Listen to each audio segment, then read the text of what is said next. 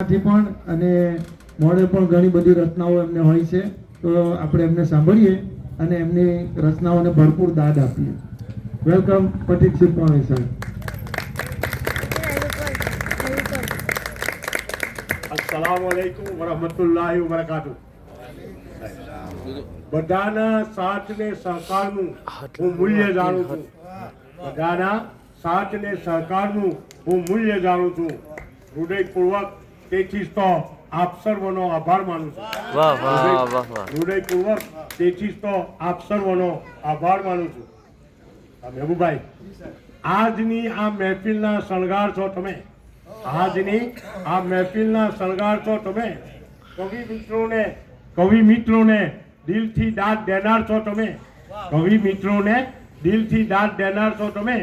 તમે આવ્યા આજના આ કવિ સંમેલનમાં. તમે આવ્યા આજની આ કવિ સંમેલનમાં. તેથી તો આભાર અને શુક્રિયાના હકદાર છો તમે. તેથી તો આભાર અને શુક્રિયાના હકદાર છો તમે. Thank you very much.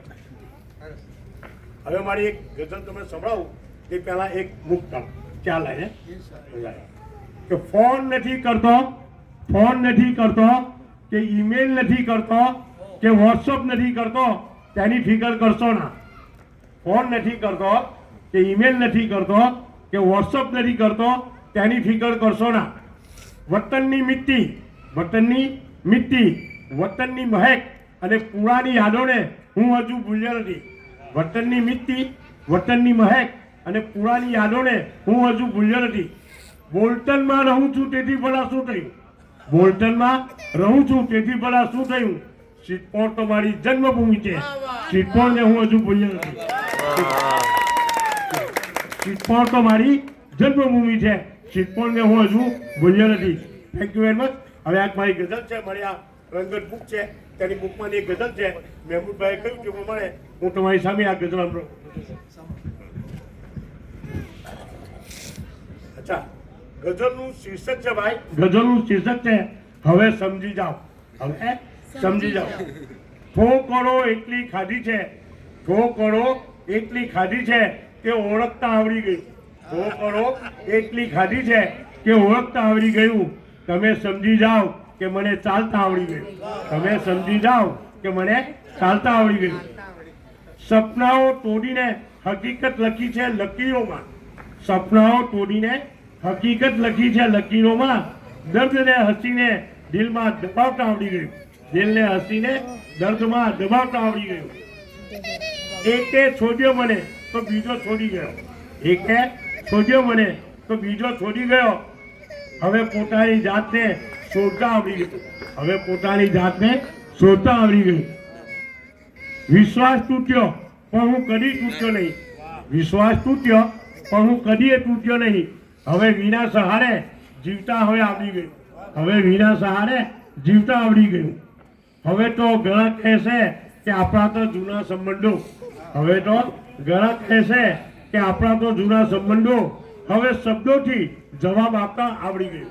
હવે શબ્દોથી જવાબ આપતા આવડી ગયું. હવે આંખે મોતી આવે એટલે દિલ થોડું કમજોર થાય. આંખે મોતી આવે એટલે દિલ થોડું કમજોર થાય. હવે વેદનાઓની પણ મિત્ર બનાવતા આવડી ગયું. હવે વેદનાઓને પણ મિત્ર બનાવતા આવડી ગયું. અને આખીમાં છે ઝંખનાઓ રડી રડી પણ નીરજ ના બદલ્યો પછી કે. ઝરણાઓ રડી રડી પણ નીરજ ના બદલ્યો પછી કે. હવે સપનાઓમાં પણ જંગ ખેલતા આવડી ગયું. હવે સપનાઓમાં પણ જંગ જીતતા આવડી ગયું. અને ઠોકરો એટલી ખાધી છે કે ઓળખતા આવડી ગયું. તમે સમજી જાઓ કે મને ચાલતા આવડી ગયું. Thank you very much. વાહ પથિક સાહેબ, વાહ. તમે જુઓ કે શાયર ઘરનો થતો નથી. એની મસ્તી અકબંધ જ હોય છે, કાયમ જ હોય છે. પથિક સાહેબની ઉંમર લગભગ 74 વર્ષ, 78 વર્ષ. પણ એમણે જે પોતાની રચનાઓ રજૂ કરી એમાં એમની જે મસ્તી છે, મજા છે, અંદાજ છે એ તમને બધાને અનુભવવા મળ્યો હશે. આ મજાનો શેર 5 કવિઓએ પોતાનો ડાવ લીધો. હવે મારો વારો છે તો 2 ગઝલો મારી સંભળાવું તમને. મારે મુક્તકો તો મેં તમને ઘણા સંભળાવી દીધા. કે આ મજાનો શેર મારા યારને સંભળાવજો. એ કફન ખોલે તો એને પ્રેમથી સમજાવજો. આ મજાનો શેર મારા યારને સંભળાવજો. એ કફન ખોલે તો એને પ્રેમથી સમજાવજો. છે ગયો મહેબૂબ દુનિયાથી તમારી યાદ લઈ. છે ગયો મહેબૂબ દુનિયાથી તમારી યાદ લઈ. થઈ શકે તો આપના દિલમાં જરા દફનાવજો. થઈ શકે તો આપના દિલમાં જરા દફનાવજો. બસ આ શેરને મુક્તકને ધ્યાનમાં રાખીને એક ગઝલ એની સાથે પેશ કરું છું કે મર્યા પછી એક વચન પાળવું પડ્યું. માણસ કોઈને વચન આપે, મરી ગયા પછી એનું પાલન કેવી રીતે કરે? મેં તમને એક વચન આપ્યું કે હું આમ કરીશ, હવે હું મરી ગયો તો એ વચનનું પાલન કેવી રીતે કરે? તો શાયરની કમાલ જોવો કે મર્યા પછી એક વચન પાળવું પડ્યું ને એને જોવા ખુલ્લું કફન રાખવું પડ્યું. મર્યા પછી એક વચન પાળવું પડ્યું ને એને જોવા ખુલ્લું કફન રાખવું પડ્યું. જીવ્યા જગતમાં સાવ અમે નફટાઈથી. જીવ્યા જગતમાં સાવ અમે નફટાઈથી. મર્યા કફનમાં મોઢું મારે ઢાંકવું પડ્યું. મર્યા કફનમાં મોઢું મારે ઢાંકવું પડ્યું.